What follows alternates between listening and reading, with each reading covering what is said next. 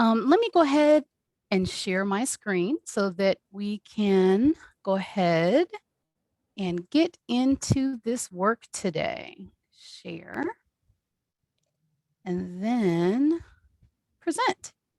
So hopefully you'll be able to see my screen here. And at this point, I cannot see anyone. So I'm just gonna roll with it. Hopefully knowing that things are working well today. As I mentioned before, I'm so honored to be here. Thank you so much for this opportunity to be your keynote. Before we begin with what I have to share with you today, I want to also share two acknowledgements. First of all, I want to acknowledge the land that I am on today, originally named Yanawana, or present day San Antonio, Texas. This land was the home of the Kewolatan indigenous tribe, where I now stand in the hopes that I can strive to teach, expand, and transform lives within our campus partnerships and also within our extended community here in San Antonio, Texas. Second, I want to acknowledge each of you for joining us today. No matter your role or what you do, I want to make sure that you know that I realize the difficulties of what you may have experienced in the past year. Throughout this year and a half, there has been ambiguity, there has been loss, there's been sadness, and two pandemics, one that was viral and one of injustice. And through it all, here we are. So I look forward to this opportunity to share some insight and also learn along with you today. So I wanted to give you a bit of an introduction about me so you know who you're talking to today. I'm originally from Houston, Texas, born and raised. And then I got away from Houston as quickly as I could. I'm from pretty humble beginnings from my family. Neither of my parents had an opportunity to graduate from past the fifth grade.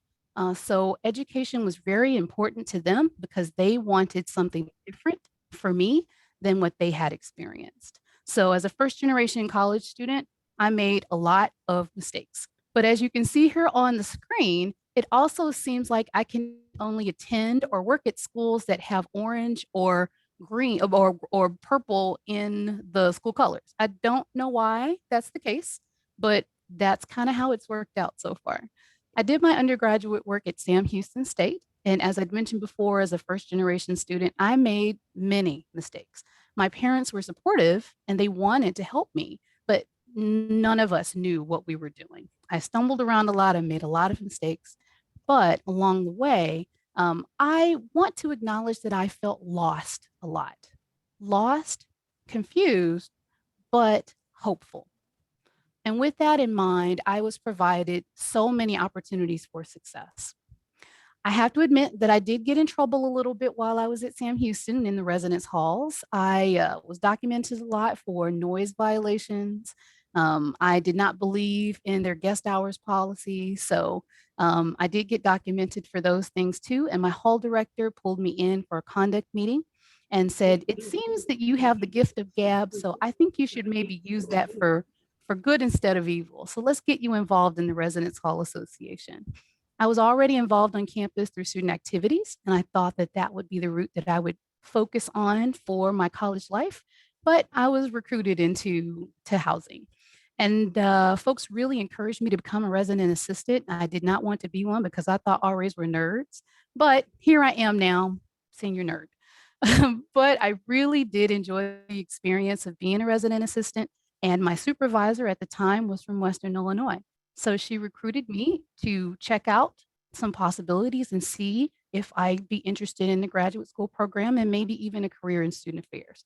Didn't know that existed, but I trusted her and followed her judgment and applied for Western Illinois. I remember very specifically being picked up at the airport and feeling lost, yet hopeful again. And people supported me along the way. I was selected for an assistantship with housing at Western, and I worked in housing as one of the graduate assistants in Bayless Henninger. And I did that role the entire time I was at Western Illinois. Greatly enjoyed the experience, got into my professional career in housing. I knew that was something that I wanted to do. And I started working at East Carolina University. Great place to start off. Learned so much during my time there. And I thought I would stay there in North Carolina. I really enjoyed the experience, but unfortunately, my dad was sick. So I wanted to get back to Texas as quickly as I could so that I could help with his end care. There was a hiring freeze when I was moving back to Texas. So only the University of Texas at Austin and Texas Tech were hiring. So I selected UT Austin because it was closer. And I fully expected to only be there for 3 or 4 years and then to leave and move forward. And then the next thing I know, I look up and 13 years later, I'm finishing up my time there.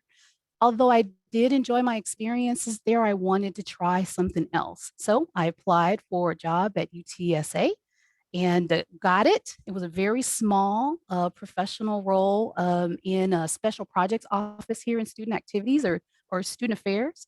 And I had a quick trajectory up in at UTSA. I think I was in that role for about 6 months, and then I was elevated up to an assistant dean.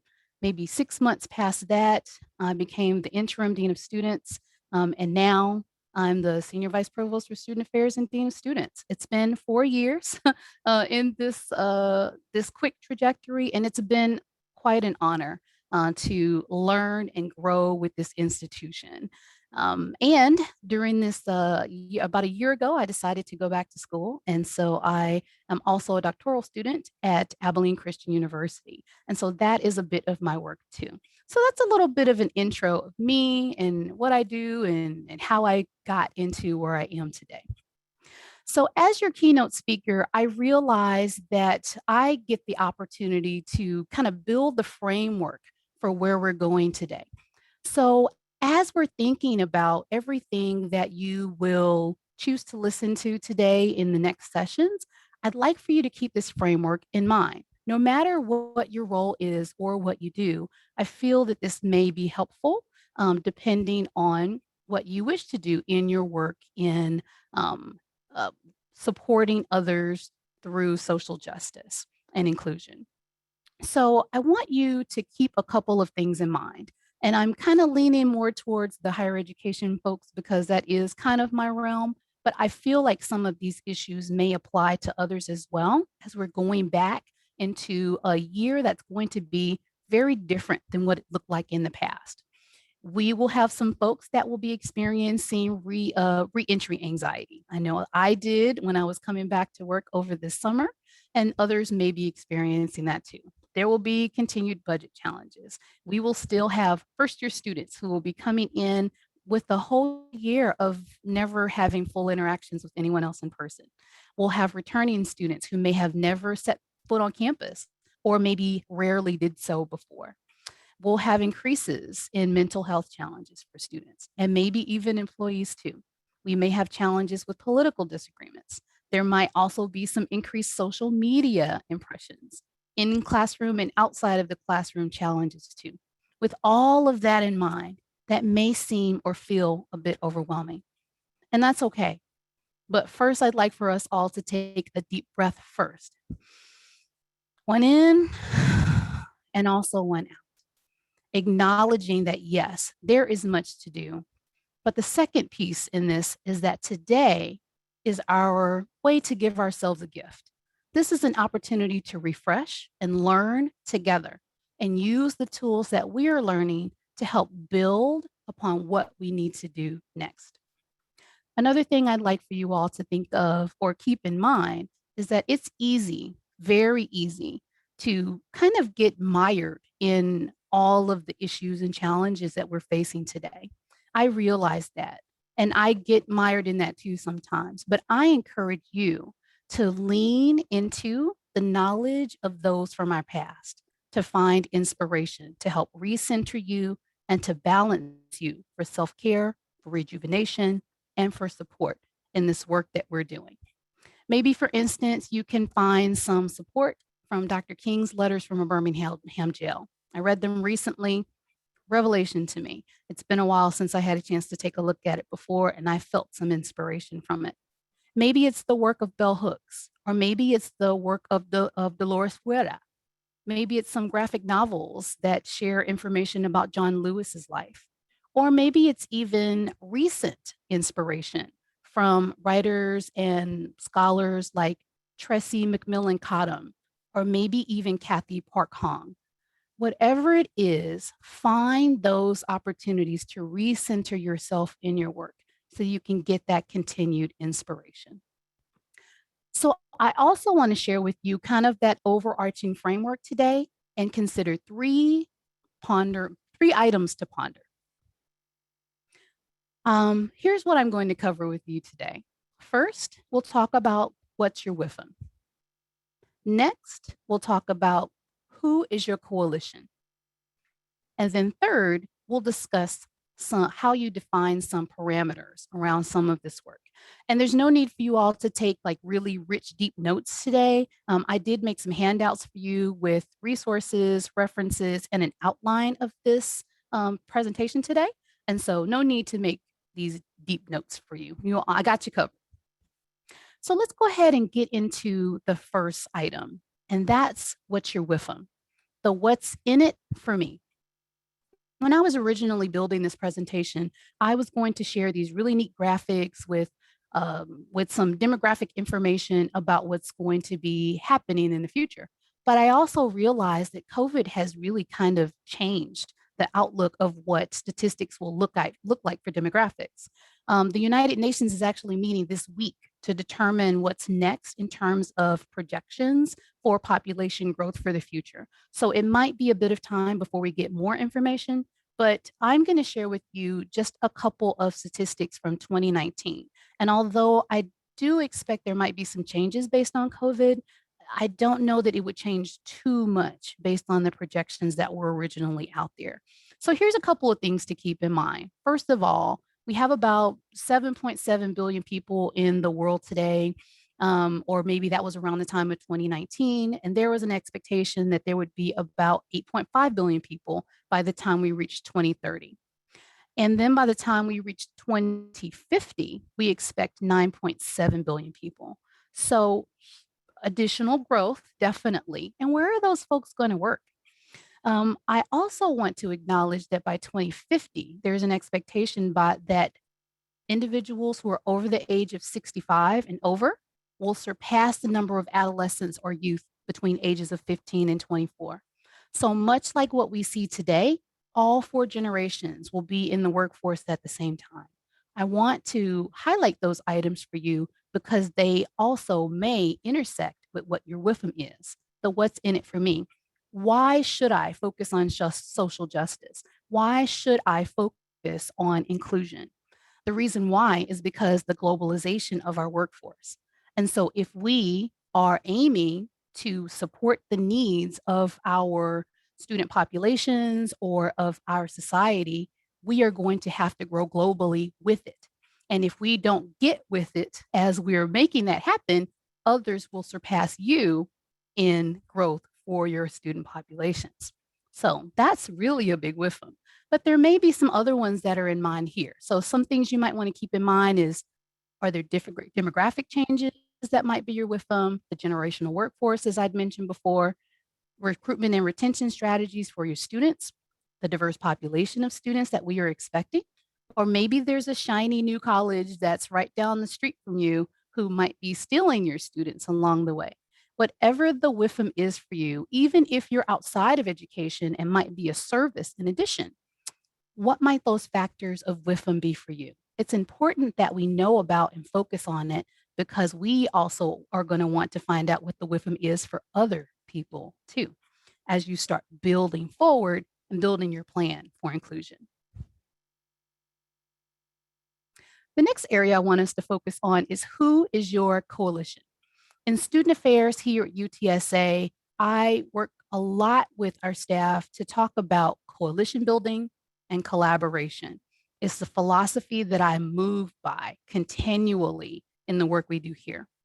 We cannot move forward if we're in our silos. So everybody at our campus knows that I'm a silo buster. I do not believe in us working in these tiny fiefdoms or kingdoms individually. That's not going to help anybody. So we can only move forward to success if we build a coalition of the willing and also continue to collaborate so that we can work together. So when we're thinking about that, how do you build your coalition? Well, you find out what the WIFM is for them, what's in it for them. And as you find out what the WIFM is for them, you build alongside them and connect with them for shared goals, responsibility, and purpose. And so, as it's easier for you to connect with them about that, your coalition of the willing will continue to grow. A second piece that's going to be really important, but might take more time depending on where you are or where your institution is or where your organization is about your leadership's commitment to these changes. What is there with them? And identifying what that is will be helpful.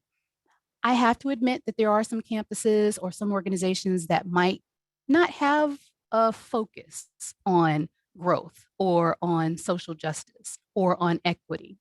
But I will state again that they will get left behind at some point if that is the thought process that they're continuing to keep. So my hope is that it won't take much or won't take a lot to convince them that it is important to invest in social justice. So making sure that there is an institutional leadership commitment to move this work forward, it's a must. It's absolutely necessary. So I want to make sure to kind of highlight that too. I also wanted to share with you, and I sure hope this video is going to work, y'all. You know how technology is, but we're going to give it a shot. So we have a new faculty member who's joining us at UTSA. Her name is Dr. Jasmine Harris. She comes to us from Howard, and she said something recently in a TED Talk at another institution that really resonated with me. And so I am going to try real hard to make this work. And it's only a minute.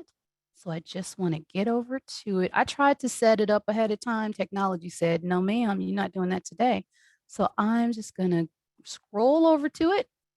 And I surely hope that this is going to work. I hope it's not too loud for y'all, but we're going to give it a shot. Oh, maybe I'll turn it down just a little bit. Okay. Oh, didn't do after all that work. Let me try it again.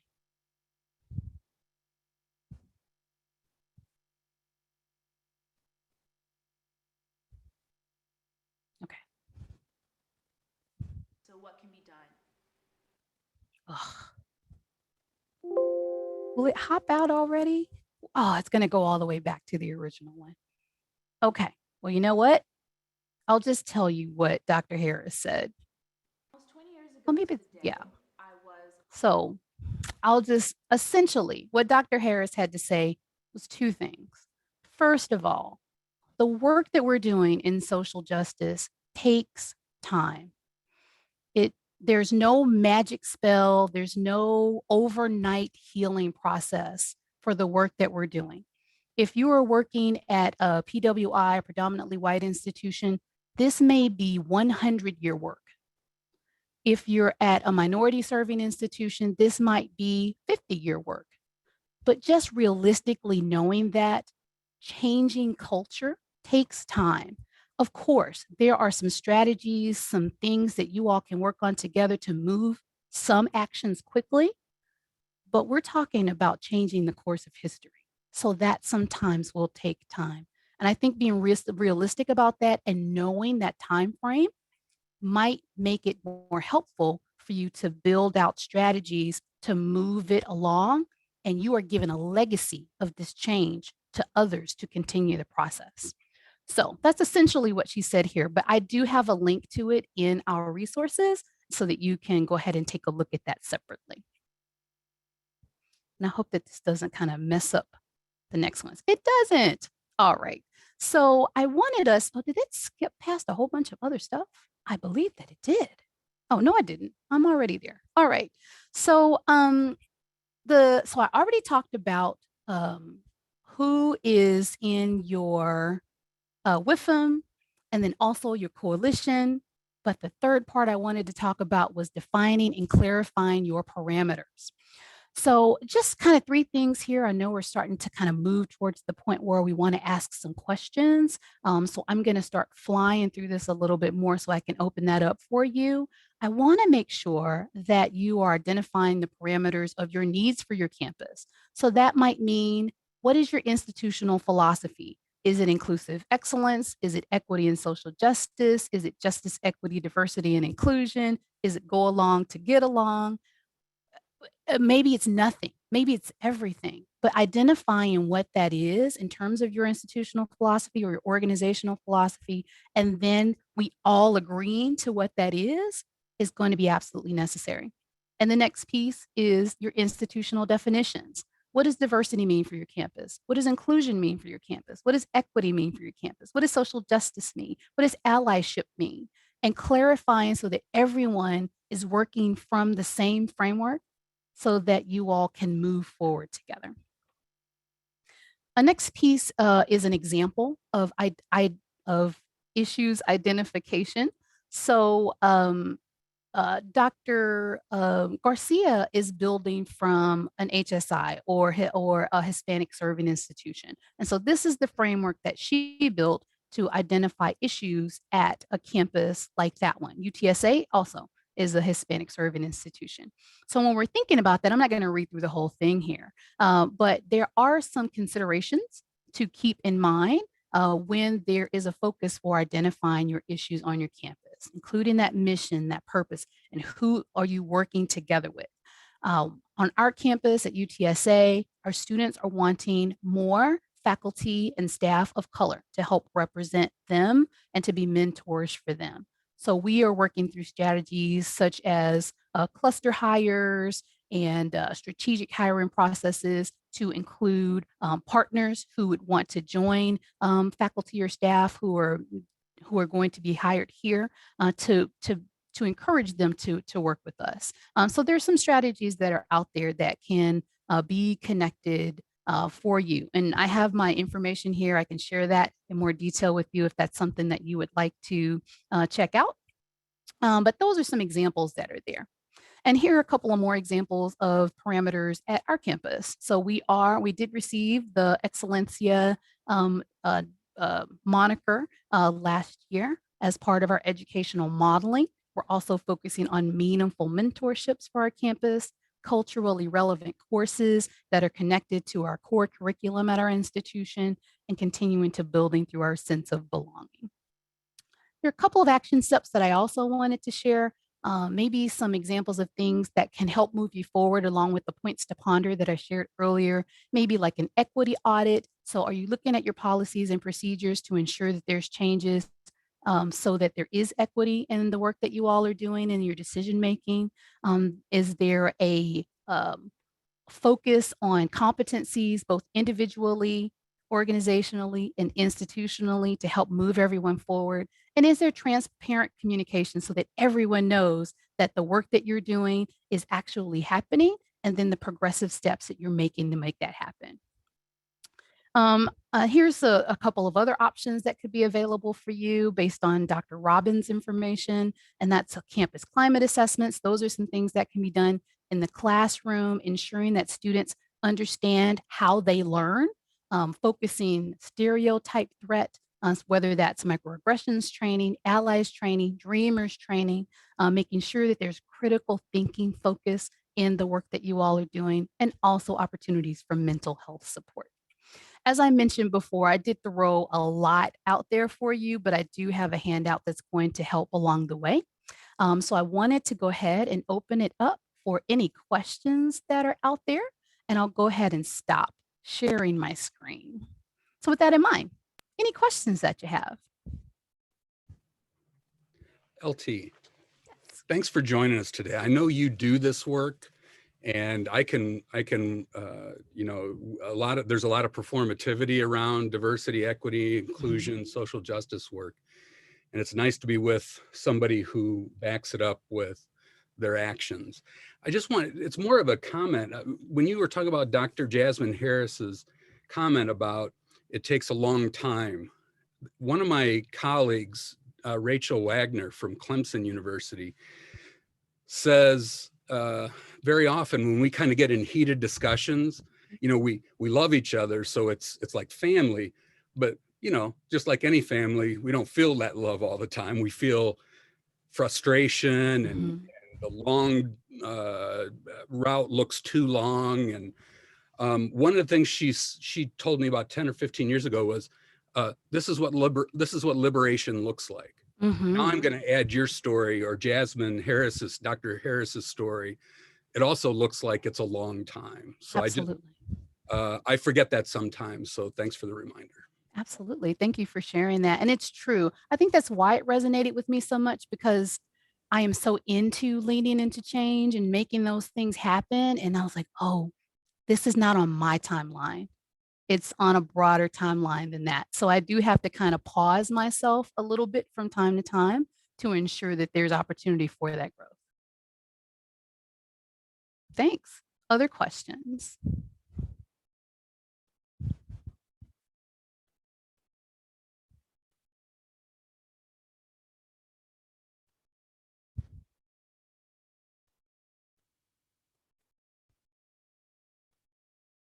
And I think you can put it in the chat, as well as maybe unmuting. I don't know if folks can unmute. If they can, maybe.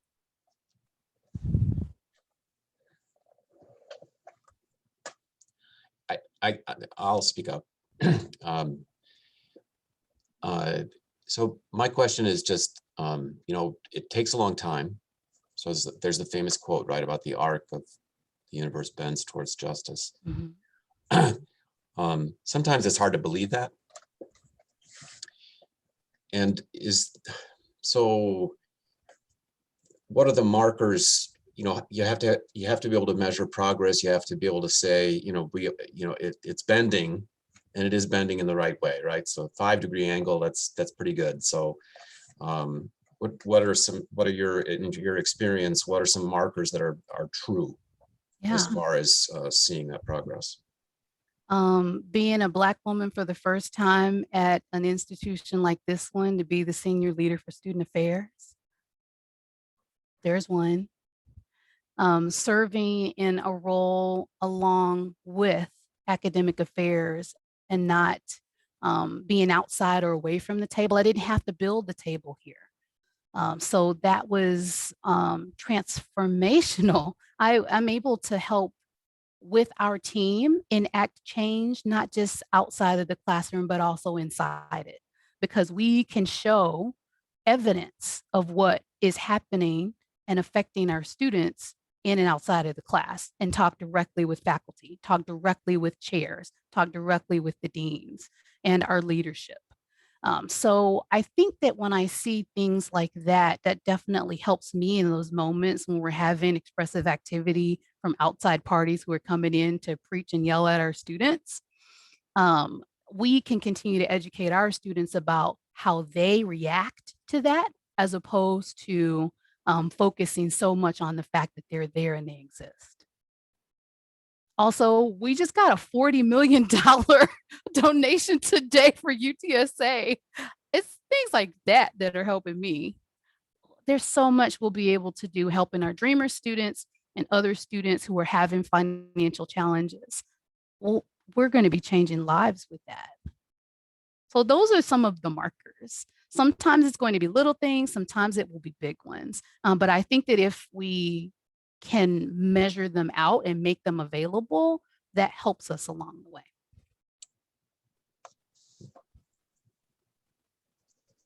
I think we have time for one more question or comment. I'll go ahead. Oh, never mind. You can go ahead. So I have a question about belonging, because that's a huge issue for me. I feel like that's something that's has to be interwound in everything we do. However, my question is, how do you move beyond the conversations that you have with your students towards something where you're actually working on promoting that feeling, that sense of belonging? That's a great question. And I would say it's going to be based on your individual campus and what their needs are. So as we talk to our students, here's kind of how I consider it. After all the time that I'd worked in housing before I worked here, I remember Does anyone do true colors? I'm a green, orange, gold, blue. Greens ideate all the time. You know, that's part of my strengths too. That's my number one strength, ideation. Ideas, ideas, ideas. I have lots of ideas. I always want to do a lot of stuff. But I also realize that there's a time and a place and a time frame where it fits. So if I get frustrated about not being able to enact something that I have an idea about, I don't forget it. I wait till the next opportunity to make it happen. And then I'm ready to let it pounce. When that money comes up or when those ideas happen, then I can kind of pounce on it because others have gotten like excited about it with me. That was that coalition building I was talking about earlier. Start small, build small. I keep thinking about like when I was an advisor working with student organizations, and we couldn't ask them to go and build a conference the next day because they were new. But I had them hold a birthday party for their small residence offers. And as they're building their skill set and we practice with them along the way, they're going to be ready for the next thing. And then they're going to be ready for the next thing. So you're building skills with them along the way as you are helping them decide what their goals are going to be. And so I would say that's the way to do it. Same thing happens with belonging, connecting them to that small group of coalition builders with them, and then helping that coalition of the willing grow.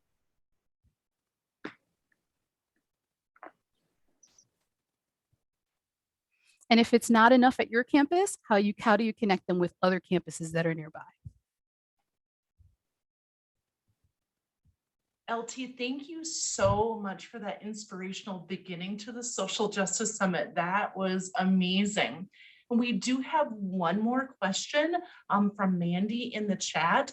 And I'll let you answer that while I open up the rooms for the first session. And I'll ask if people want to stay in here to listen to LT's answer, but this will allow the moderators and the presenters to go ahead to their rooms and get started. So I'll do that now to open up the rooms. Again, that's for moderators and presenters to go ahead.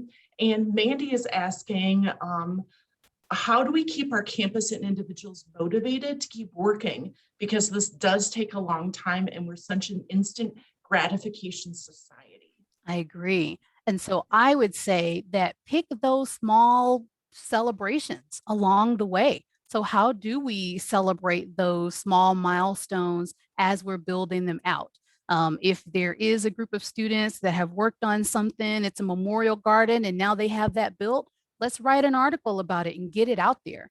If it's something that some students have or a faculty member has presented something, and we want to highlight that, highlight those small items as well as the big ones in as many ways as possible. Social media, communications networks, all of those ways so that we can celebrate them while we're building out what's next. That is awesome. Thank you so much. Let's give a round of applause and thank you for LT. That was